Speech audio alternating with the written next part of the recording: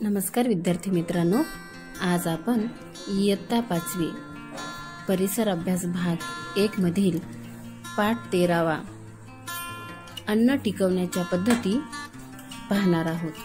काही अन्न हे वर्षभर लागत असते आणि त्याच अन्न टिकवण्याच्या पद्धती आज आपण पाहणार आहोत। गहू, तांदूळ, डाळी, कडधान्य यासारख्या धान्याची आपल्याला सतत गरज भासते, परंतु त्यांची पिके वर्षाकाठी ठराविक काळातच येतात। हे पदार्थ नेहमी उपलब्ध होण्यासाठी एका हंगामाचे पीक पुढील हंगाम येईपर्यंत वर्षभर पुरवावे लागते व ते सुरक्षित ठेवण्याची गरज असते। विविध अन्न पदार्थ वेगवेगळ्या ठिकाणी उपलब्ध होतात, तेथून दूर असलेल्या लोकांपर्यंत ते सुरक्षित पोहोचावे लागतात। उदाहरणार्थ दूध, दुधाचे पदार्थ व अंडी हे दुग्ध व्यवसाय केंद्र, कुक्कुटपालन केंद्र यापासून लोकांना मिळेपर्यंत टिकून राहण्याची सोय करावी लागते। वेगवेगळ्या ऋतूत वेगवेगळी फळे आणि भाज्या भरपूर प्रमाणात मिळतात। त्यांच्या नैसर्गिक हंगामात त्यांचा स्वादही सर्वोत्तम असतो। मोठ्या प्रमाणावर आलेली फळे व भाज्या वाया जाऊ नयेत, तसंच वर्षभर त्यांचा आस्वाद घेता यावा यासाठी आपण ती टिकवण्याचा प्रयत्न करतो। घरोघरी अनेक प्रकारचे पापड, कुरड्या, मुरंबे, लोणची, कांदा, मासळी, मसाले इत्यादी चविष्ट पदार्थ हे टिकवले जातात। हल्ली हे पदार्थ विकतही मिळतात। घरात लागणाऱ्या वस्तू आणण्यासाठी पुन्हा पुन्हा बाजारात जाऊ लागू नये म्हणून आपण बरेच दिवसासाठी सामान आणून घरात साठवतो। दुपारच्या जेवणासाठी तयार केलेले अन्न उरले तर ते संध्याकाळी किंवा दुसऱ्या दिवशी खाता यावे यासाठीही अन्न टिकवण्याच्या काही पद्धती वापरतो। आता सांगा पाहू, खाली दिलेल्या पदार्थाच्या संदर्भातील प्रश्नांची उत्तरे तुम्ही घरातील मोठ्यांकडून मिळवा। दूध, भाज्या, धान्य, पिठे, साखर, गूळ इत्यादी। एखादा पदार्थ जर खराब झाला तर तो कसा काय ओळखायचा? त्यात कोणते बदल होतात? अन्नपदार्थ खराब होण्यासाठी लागणारा वेळ वेगवेगळ्या ऋतूमध्ये वेगळा असतो का? सर्वात लवकर खराब होणारे पदार्थ कोणते?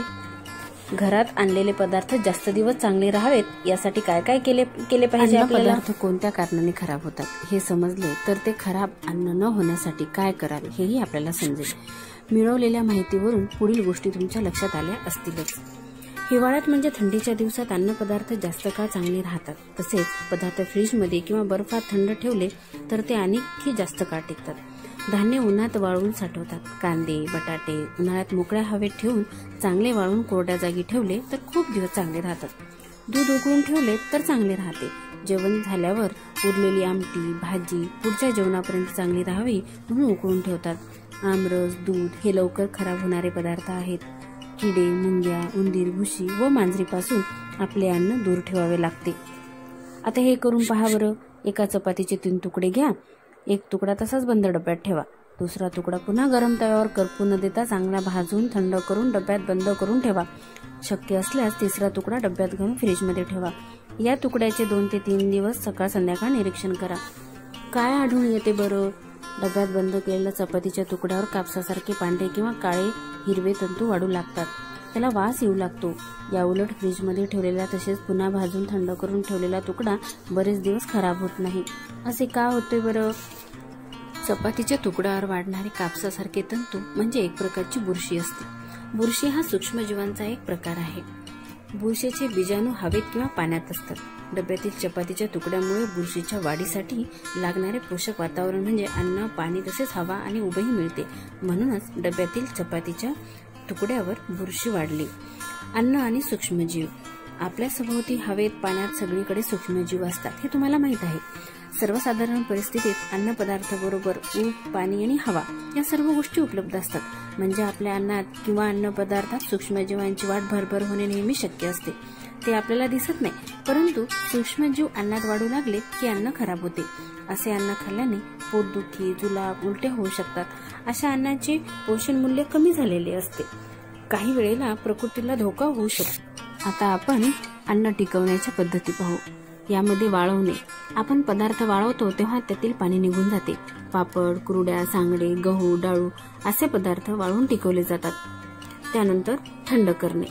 अन्न फ्रीजमध्ये ठेवता येते तेव्हा सूक्ष्मजीवांच्या वाढीसाठी लागणारी ऊब त्यांना मिळत नाही। नंतर तिसरा प्रकार आहे उकळणे। पदार्थ उकळतो तेव्हा त्यातील सूक्ष्मजीवांचा नाश होतो। हवाबंद डब्यात आणि 4 नंबरचा आहे हवाबंद डब्यात ठेवणे। हवाबंद डब्यात पदार्थ ठेवताना त्यातील सूक्ष्मजीवांचा आधी नाश केला जातो। त्यानंतर त्यात हवा, पाणी शिरणार नाही याची काळजी घेतली जाते।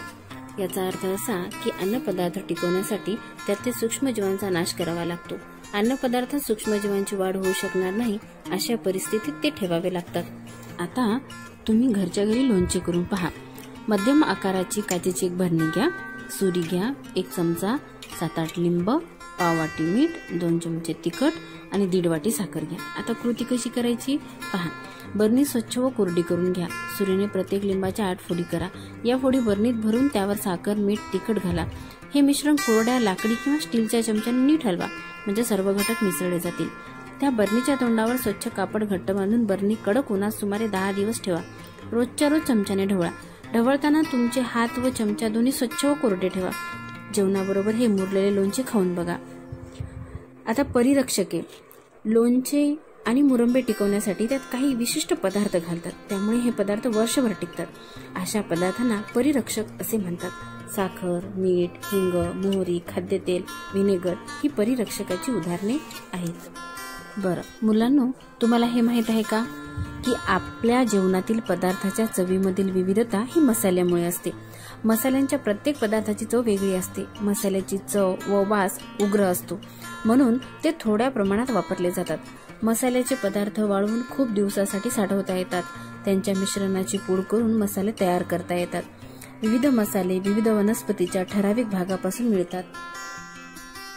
आता तुम्ही हे नेहमी लक्षात ठेवा. बंद पाकिटे, हवाबंद डबे यातील अन्नपदार्थ विकत घेताना त्यावर दिलेली उपयुक्तता व कालावधी तपासून घ्यावा. आता आपण पाहू आपण काय शिकलो. ऋतुमानाप्रमाणे लोणची, मुरब्बे, पापड, कुरडई, सांगडे असे पदार्थ तयार करून ठेवले की त्यांचा वर्षभर आस्वाद घेता येतो. हवा, पाणी व ऊब असलेल्या ठिकाणी अन्नपदार्थात सूक्ष्मजीवांची वाढ झपाट्याने होते. काही सूक्ष्मजीवांमुळे अन्नपदार्थ खराब होतात. वाळवणे, थंड करणे, उकळणे, हवाबंद डब्यात ठेवणे, परिरक्षके वापरणे या अन्न टिकवण्याच्या विविध पद्धती आहेत.